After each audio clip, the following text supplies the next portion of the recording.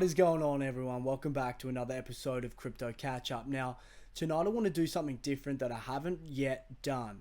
Now, this is not going to be a slander, but it is definitely going to be some constructive criticism. Whether you believe it's true or not, that's completely up to you, but it's definitely me seeing something that at first glance may draw you in, but for anybody that's been around the block longer than a couple of days, hopefully would pick up on some of the terminology that we're going to go through here and some of the blatant statements that don't really add up.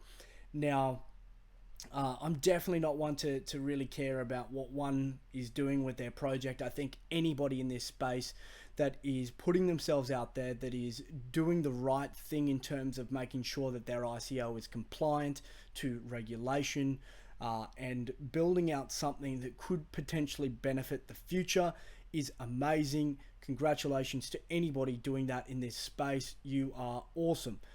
But there's sometimes that we need, as a community, to get together and take a critical approach. Now, this is obviously subjective. This is my opinion, but I think there's some things that we can agree on here. So let's take a look. Herdius, the powerful cryptocurrency platform. Now, I like the color blue. My work pants are virtually all blue. I wear a lot of blue shirts. Hell, I've got one on right now, and it's a hell of a company out of Brisbane, Australia. But it looks the goods, does it not? If we scroll down, we have a look at some of the imagery here. We have a look at some of the terminology, and it's actually, layman's terms. It's very simplified. And like I said, the images kind of hit home. That makes sense to have a chain and then another layer and then somewhere where the application is run. Then you've got, the countdown and a bit of a timeline, and then you come to the team. Now, like I said, guys, I'm all for wizard devs, 16, 17, 18-year-olds, kids that start uni that shouldn't even be there because they're so clever. But there's something about this guy. He's been in blockchain space since 2012. If you ever write that on your ICO, you better give me a reason as to why the hell I should believe you. Because just because you've been in the space does not make you a guru, expert, or otherwise. Now, obviously, it is not stated there that that is the case, but without context, that means absolutely nothing. And if you're trying to impress someone, you're not going to impress me. You'll impress, 2-bit Tom that's just come around the corner, has a few dollars to spend, but this is not of value to anybody. And companies, certainly as we go along now, are going to start finding out the hard and fast way that making money off ICOs to deliver projects is not going to get any easier. We're seeing hundreds of ICOs a month.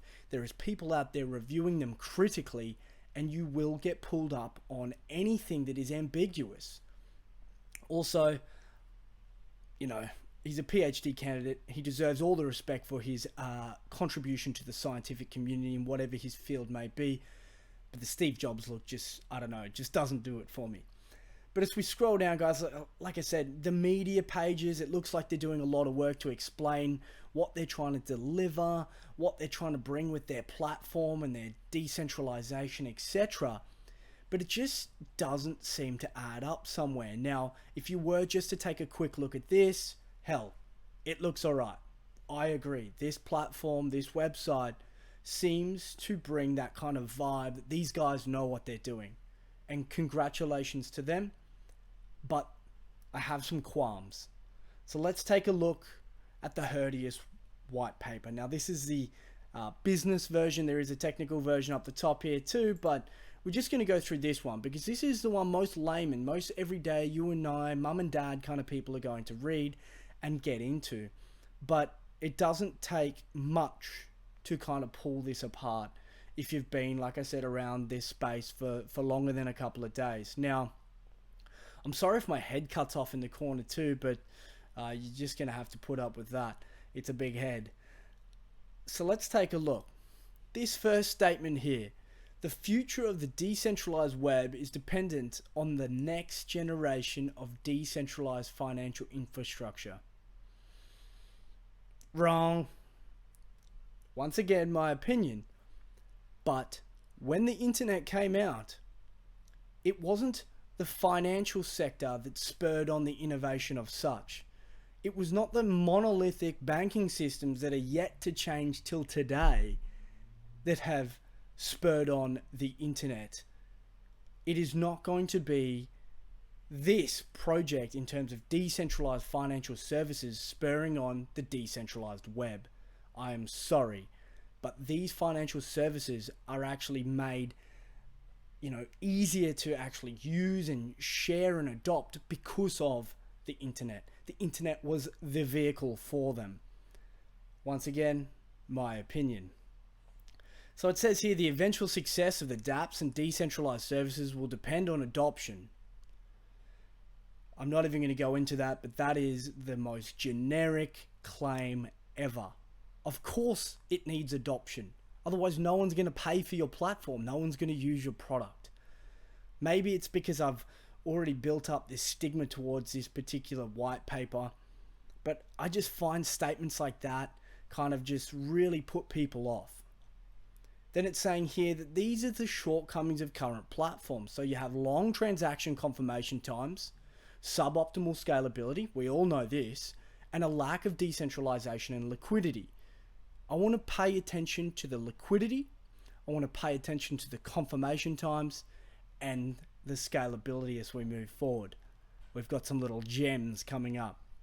But overall, they're going to provide a superior experience. So let's get into it and have a look at what they've solved here. Wait a minute. Have they solved anything?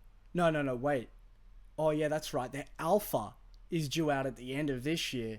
And all of the wording in here is like, yeah, we could try and do this. That's what we're hoping for. Now, to hope is to, that's great. That's obviously what you're doing. But this is not cementing it to say this is what we're going to achieve. It offers no confidence to an investor. So they're going to say that they're going to achieve substantial reduction of confirmation times when performing transactions. Now, if you've had a look at any blockchain 2.0 Ethereum, blockchain 3.0, supposedly in EOS, etc., a substantial reduction would be EOS saying that they're now going to do sub-second block times. Ethereum does 30-second block times. But what are these guys going to do? Well, if you read their technical white paper, they're going to do 5 and 3. 5 for the main, 3 for the sub.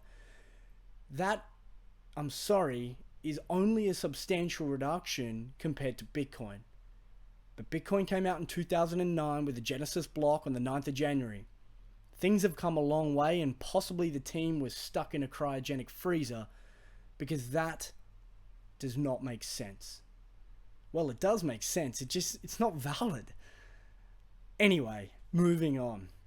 So we're not going to even talk about interoperability. I'm not even confident they get it.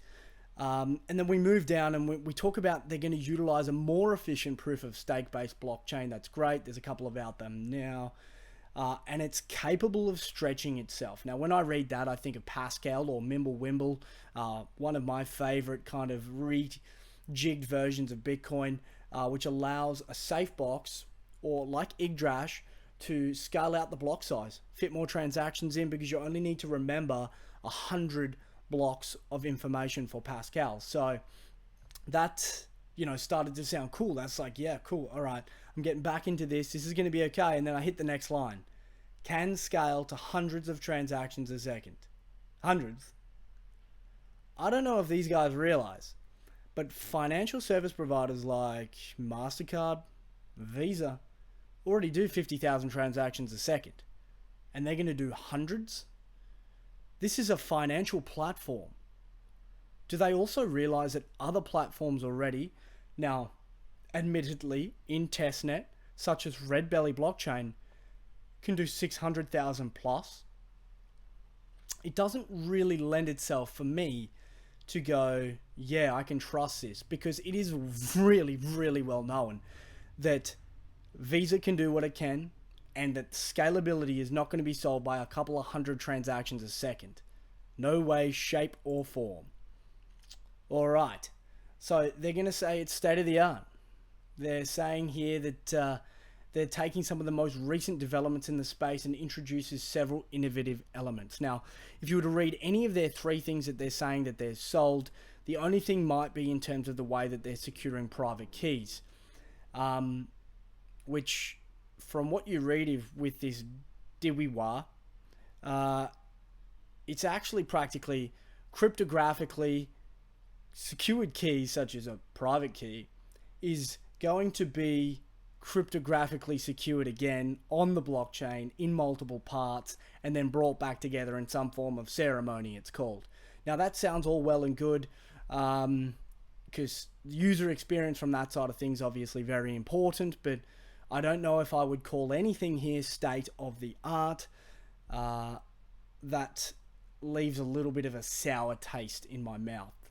So then they go on and talk about this block-on-block architecture and its vertical stretching and scalability, and they're going to cut down these confirmation times to a minimum, you know, etc., etc. Now, they even say they're going to eliminate multi-chain confirmation time, so you must assume that they're going to do 0 confirmation, maybe 1 confirmation, because obviously, if you don't know, guys, Bitcoin takes normally 6 on a exchange and 30 for Ethereum.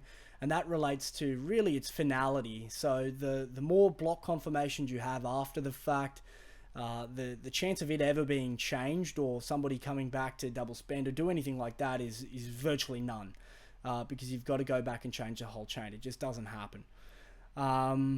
So this is, once again, very interesting. It kind of just leaves me to go down. I didn't even put any more notes in the rest of this until I got down to what I next found interesting. This comment here. It's a utility token, guys, and let's just remember it's proof of stake. So the tokens, called HER, that's their ticker, would be locked in by validators during validation. Wow. A proof of stake where you have to stake something to have somebody to validate and put it up for the consensus algorithm is going to lock it in. That's good. That makes sense. Tick.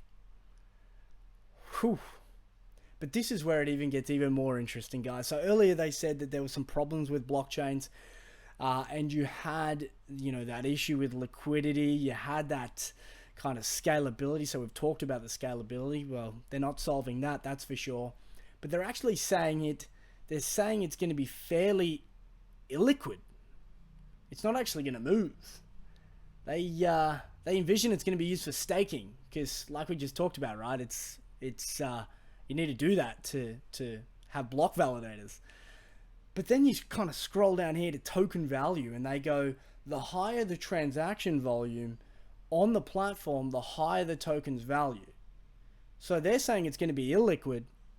Therefore, we can assume, based on this conversation and this comment here, that this token is actually not going to be worth anything if it's going to be illiquid, if everyone's staking everything. That would certainly be very interesting.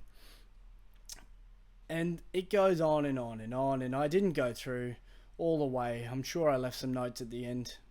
Oh, yes. Yes. Yes. Very own scripting language.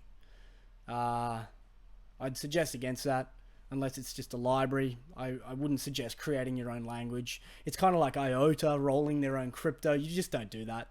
It's not a good idea.